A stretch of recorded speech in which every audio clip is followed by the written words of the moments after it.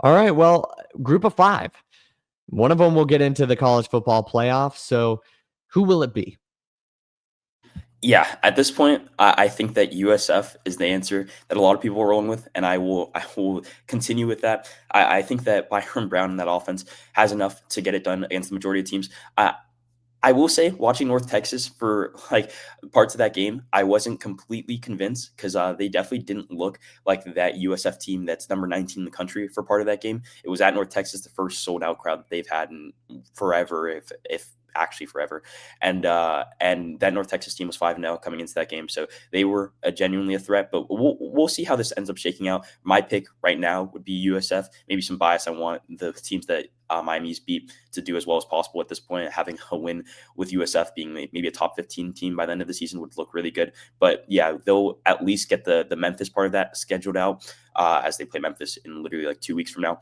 And I think Tulane is also the other team that deserves a mention here. But I think between those three teams in the American, between Memphis, Tulane, and USF, I like Byron Brown and that Bulls team the most right now. I think they also have just the best like overall looking schedule besides that Miami loss. I think that Florida win is bigger than most people are going to make it out to be, and just in general, they've been beating up on the teams that they need to be. Yeah, I mean, as long as Florida can be like, 7-5 or whatever by the end of the regular season, I think that would be at least a nice check mark for USF. I would say the team that I'm banking on is definitely USF as well. Memphis hasn't lost in a while. They have the longest winning streak in college football right now, and that is something to keep an eye on. They're going to play in a couple weeks, and that's going to be a big time game. And then I don't know exactly how the conference might shake out, but we could get a rematch between them in the conference championship game, and just hopefully we don't get all confused if one team wins and the other one wins and they split the games. Obviously, usually the tie goes to the team that won the last game that they played, but definitely something to look out there as well. And Navy probably deserves a mention. I don't know exactly if they're how good they're going to be, what their ceiling is, and everything, but they're also one of the top teams within that conference, and it seems like we're going to get the G5/G6. Shout out Washington State and oh no, Oregon State, but they just fired their coach. I almost forgot about them, but shout out to those teams as well. Don't want to forget about them. Washington State lost to North Texas, and another good team, I'm forgetting, Washington. So they've got a couple good losses.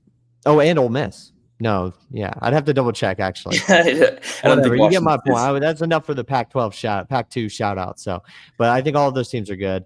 Don't want to count out Navy or anything. I want to respect all these teams, but I'm gonna say USF. That Miami loss does really, really, really suck though. That game was not competitive.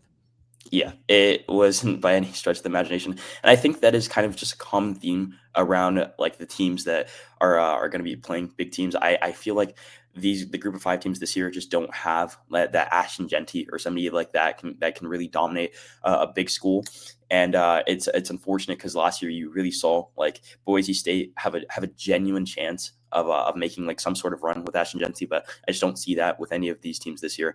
I think that if any of these teams go against like the top five teams in the nation, they probably lose by double digits at like the best case scenario. And we saw that with USF against Miami. And I think that Memphis or Tulane would have pretty similar fates. And I gave Tulane a shout out, but that Ole Miss game was absolutely atrocious as well. Like they lost 45-10 against Ole Miss. And I think that something similar would happen to Memphis if they played one of the top teams in the country. And for what it's worth, I'm not even that high on Ole Miss either. So I think that Tulane is definitely on the back burner of those three teams, and Memphis and USF are probably going to be the two that are going to be fighting it out for Group of Five supremacy, which I think is fun. I think it's fun that we have like just the Group of Five. It gets some sort of representation in the college football playoff, but I don't know that the actual game that they're going to be playing is going to be a fun watch. But the at least tracking it up to the point of that game will be an interesting watch for sure.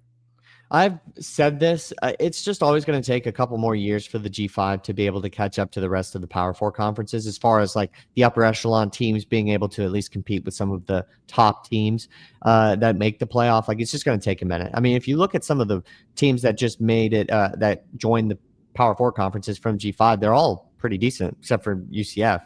In the Big 12, you see like BYU, I know they were, not in a conference, but still, you get what I'm trying to say. BYU, Houston, Cincinnati, they're all pretty decent teams. So it just takes a couple years. You take the top teams from those conferences and you move them up. Like, yeah, it's going to take a couple years to catch up. But I think with NIL and everything, they certainly will. And those games will get more competitive as the years go on, in my opinion.